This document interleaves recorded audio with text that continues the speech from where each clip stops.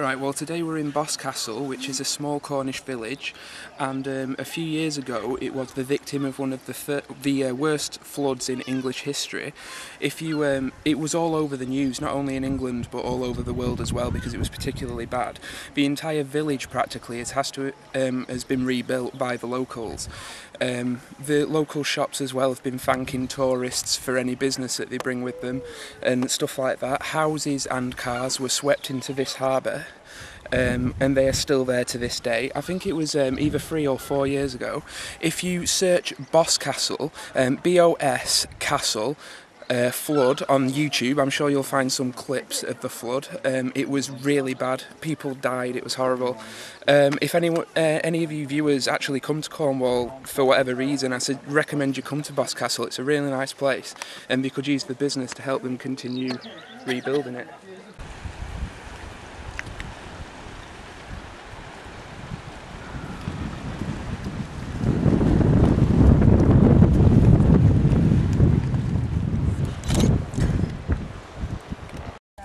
When I came here with my friend Alan the year after the flood actually happened, and we were walking along here, and he got to about where Becca is now, when a haystack rolled down that hill, bounced down right in front of him, nearly crushing him, bounced up, hit a seagull, which it crushed in mid-air. That seagull's probably doesn't know it's dead yet, it's probably still flying around, and landed in the harbour. And Alan was absolutely petrified. We all were. I mean, Jesus Christ. You know, I was just behind him, we were walking along here, and bang, near-death experience even. Well, no, you could call it a near-life experience. How often is it that you get that terrified? Yeah, over people's ankles.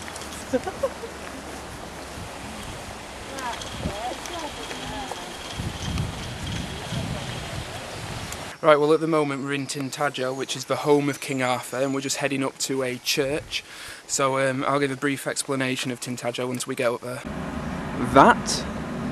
That church right there, that's where we're heading. It's going to be one hell of a walk. Here is a tombstone that represents all the soldiers who came from Tintagel to fight in World War I, as you can see. It's pretty fascinating stuff. At least I find it fascinating because I'm a history buff. You can't really tell, but this tombstone is for someone who died in the year 1893, as it says down there somewhere, although it's really hard to read because of the erosion. So this is a really, really old church and graveyard. It's a living graveyard, which means it's been left unattended so that wildlife can thrive in the grounds. Now we are at the church.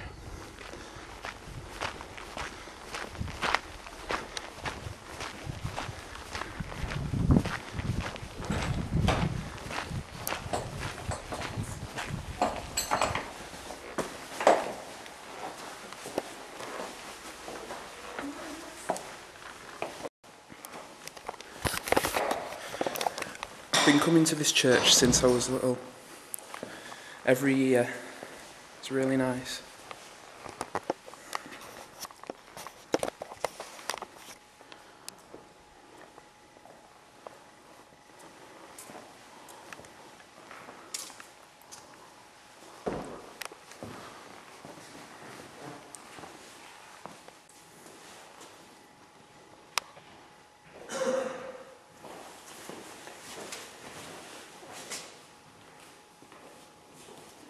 According to the leaflets inside, this church was built between the years 1080 and 1150, so it's really, really old.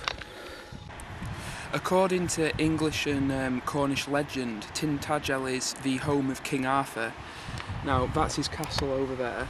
Whether or not King Arthur was the King of England or just the King of Cornwall, because counties back in the Middle Ages had kings as well, but apparently this is where he lived if he existed, and that behind me down there is Merlin's cave, apparently, Merlin the wizard. So Tintagel is very historically significant in England.